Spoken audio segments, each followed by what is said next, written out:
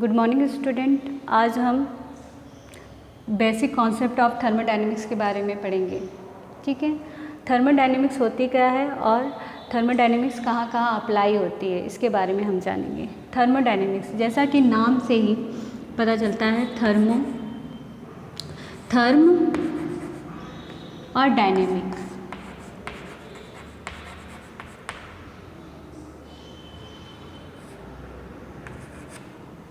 Therm जिसका मतलब होता है हीट, डायनेमिक्स यानी मोशन। थर्म यानी हीट। हीट क्या है? Is the form of energy. ऊष्मा क्या है? एक ऊर्जा का रूप।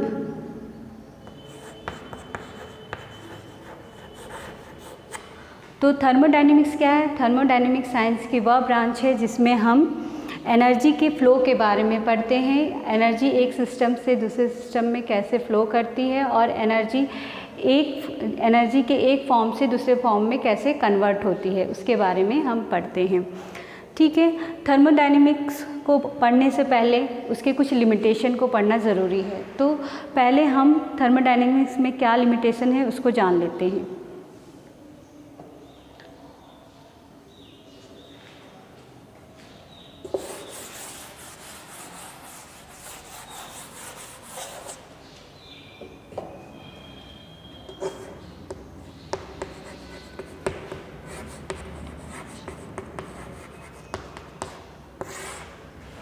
थर्मोडायनेमिक्स लॉ को हम सभी सिस्टम पे अप्लाई नहीं कर सकते, केवल वो मैक्रोस्कोपी सिस्टम पे ही अप्लाई होता है। माइक्रोस्कोपी सिस्टम पे वो अप्लाई नहीं होता। मैक्रोस्कोपी सिस्टम और माइक्रोस्कोपी सिस्टम क्या होते हैं? माइक्रोस्कोपी सिस्टम, माइक्रोस्कोपी सिस्टम जैसा कि माइक्रो यानी सूक्ष्म सिस्टम तंत्र पर ये हम नहीं अप्लाई कर सकते थर्मोडायनेमिक्स लॉ को। माइक्रोस्कोपी सिस्टम में हम क्या, माइक्रोस्कोपी सिस्टम में हम जैसे कोई आइटम है, आइटम में इलेक्ट्रॉन, प्रोटॉन और न्यूट्रॉन जैसे स्मॉल पार्टिकल होते हैं। तो थर्मोडायनेमिक्स लॉ इलेक्ट्रॉन, प्रोटॉन और न्यूट्रॉन इस सब पे अप्लाई नहीं होता है। तो ये एक लिमिटेशन है। केवल थर्मोडायनेमिक्स मैक्रोस्कोपी सिस्टम पे ही अप्लाई होता है, माइक्रोस्कोपी सिस्टम पे अप्लाई नहीं होता, केवल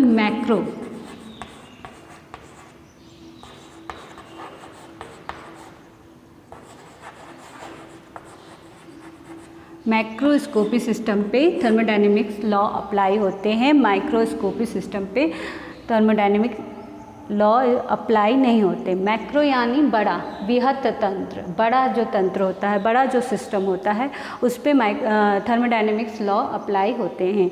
जैसे मान लो बहुत सारे केमिकल्स, जैसे कि ये कोई बीकर है, इसमें किसी केमिकल कंपाउंड को ले लिए हैं, इसको हीट कर रहे हैं, इसमें कोई रिएक्शन करवा रहे हैं, तो ये इसमें थर्मोडायनेमिक्स लॉ अप्लाई हो जाएंगे। इलेक्ट्रॉन, प्रोटॉन और न्यूट्रॉन पे ये थर्मोडायनेमिक्स लॉ अप्लाई नहीं होते हैं। सेकंड लिमिटेशन ये है कि थर्मोडायनेमिक्स सिर्फ इनिशियल पोजीशन और फाइनल पोजीशन पे ही डिपेंड करता है, वो बीच में कोई भी प्रोसेस पे डिपेंड नहीं करता, उसके बारे में जानकारी नहीं देते। मान लो कोई रिएक्शन है, तो रिएक्शन के इनिशियल और फाइनल, इनिशियल में क्या एनर्जी थी और फाइनल की क्या एनर्जी थी, उस पर डिपेंड करता है, उसकी जानकारी देता है। और उसके मैकेनिज़्म के बारे में नहीं बताता, ना ही उसमें कितना टाइम लगता है उसके बारे में बताता है। तो थर्मोडायनेमिक्स रिएक्शन के मैकेनिज़्म को नहीं बताता है, ना ही उसमें कितना टाइम लिमिट लगे है और इनिशियल से फाइनल पोजीशन में वो किस प्रोसेस से होके गया है, इस सभी की जानकारी थर्मोडायनेमिक द्वारा हमें नहीं मिलती है। ठीक है, थर्मोडायनेमिक्स में आगे पढ़ने से पहले हमें कुछ टर्म्स को जानना ज़रूरी होता है।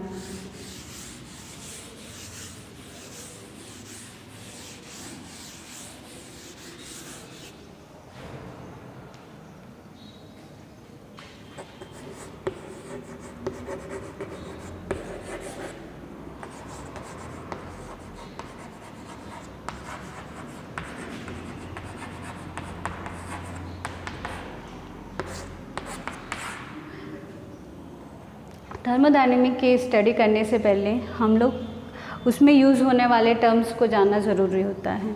हम लोग थर्मोडायनेमिक में हमेशा किसी सिस्टम की बात करते हैं। थर्मोडायनेमिक्स में हम लोग हमेशा किसी सिस्टम की बात करते हैं। तो सिस्टम होता क्या है? सिस्टम यूनिवर्स का वो पार्ट होता है जिसे हम अपनी स्टडी के लिए चुनते हैं। ठीक है, वो कुछ भी हो सकता है। जैसे मान लो हम इस बीकर में वाटर को गर्म कर रहे हैं,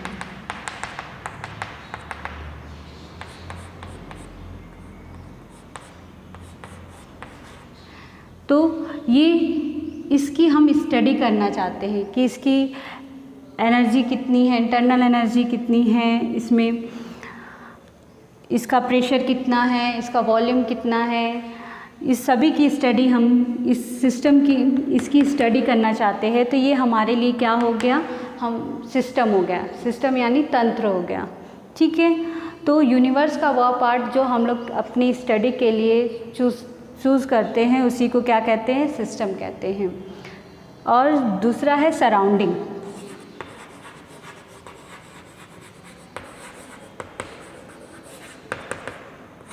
सराउंडिंग सिस्टम, यूनिवर्स में सिस्टम के अलावा यूनिवर्स का सारा पार्ट जो होता है वो क्या कहलाता है? सराउंडिंग कहलाता है।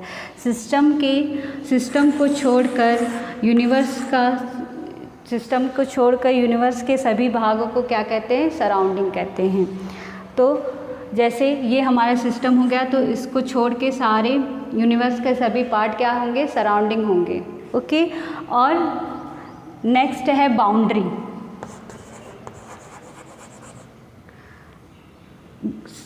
सिस्टम यानी तंत्र, सराउंडिंग यानी घिराव, बाउंड्री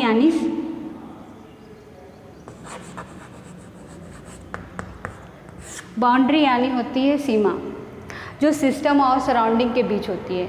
सिस्टम और सराउंडिंग के बीच बाउंड्री या तो इमेजिनरी हो सकती है या तो वास्तविक हो सकती है। ठीक है, या तो काल्पनिक हो सकती है बाउंड्री या तो वास्तविक हो सकती है। जैसे यहाँ सिस्टम और सराउंडिंग के बीच कोई बाउंड्री नहीं है। ये सिस्टम और सराउंडिंग के बीच में कोई बाउंड्री नहीं है, इसे इमेजिनरी बाउंड्री कह सकते हैं। लेकिन अगर यदि हम इस बीकर को किसी लीड से ढक दें तो ये क्या हो जाएगा? एक वास्तविक बाउंड्री हो जाएगी। ठीक है, तो हम लोग दो तरह के बाउंड्री पढ़ते हैं, एक इमेजिनरी बाउंड्री और एक वास्तविक रियल बाउंड्री। ठीक है, रियल बाउंड्री और इमेजिनरी बाउंड्री, काल्पनिक सीमाएं और वास्तविक सीमाएं। ठीक है, तो ये थर्मोडायनेमिक की स्टडी में हमेशा हम लोग सिस्टम की बात करते हैं और सराउंडिंग की बात करते हैं और बाउंड्री की बात करते हैं। तो हम लोग हमेशा अपनी स्टडी में हम लोग कोई एक सिस्टम को चूज़ करते हैं और उसकी स्टडी करते हैं। अब इसके आगे हम लोग पढ़ेंगे टाइप ऑफ सिस्टम।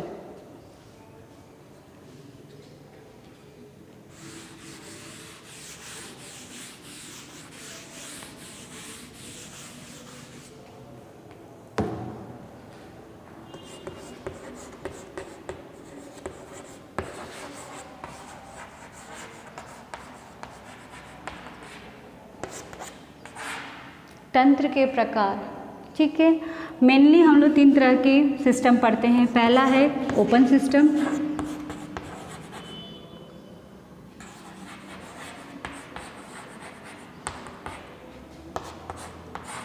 दूसरा है क्लोज सिस्टम,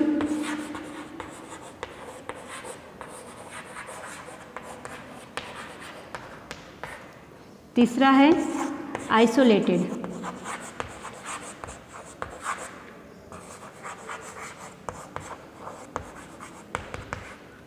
ओपन सिस्टम, खुला तंत्र।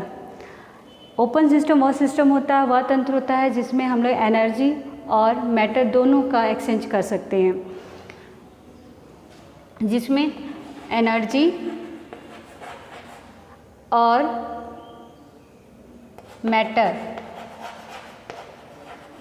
दोनों का एक्सचेंज हो सकता है। उसी को क्या कहते हैं? ओपन सिस्टम कहते हैं। मान लो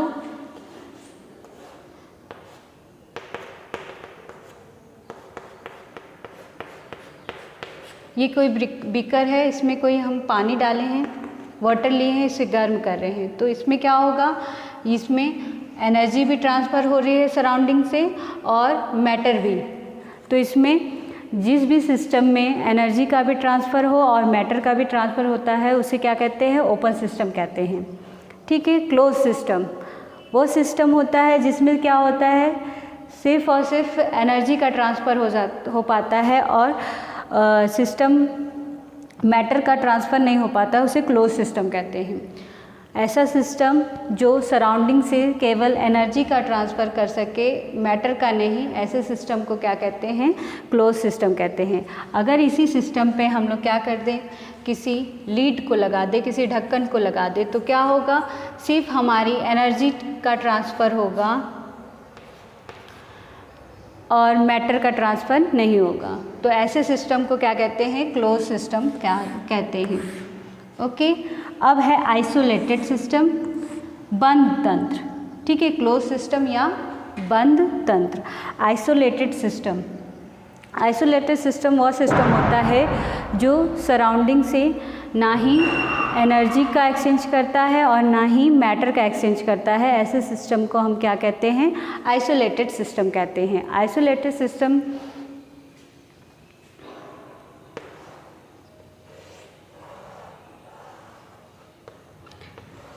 हम अपने सिस्टम में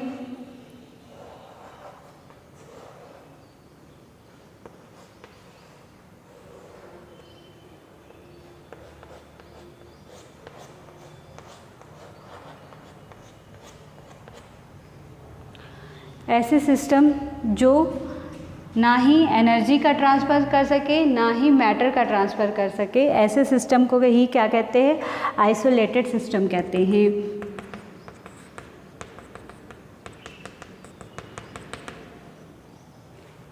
ओके।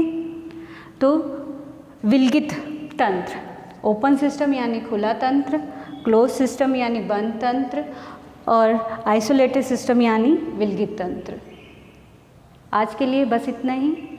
धन्यवाद।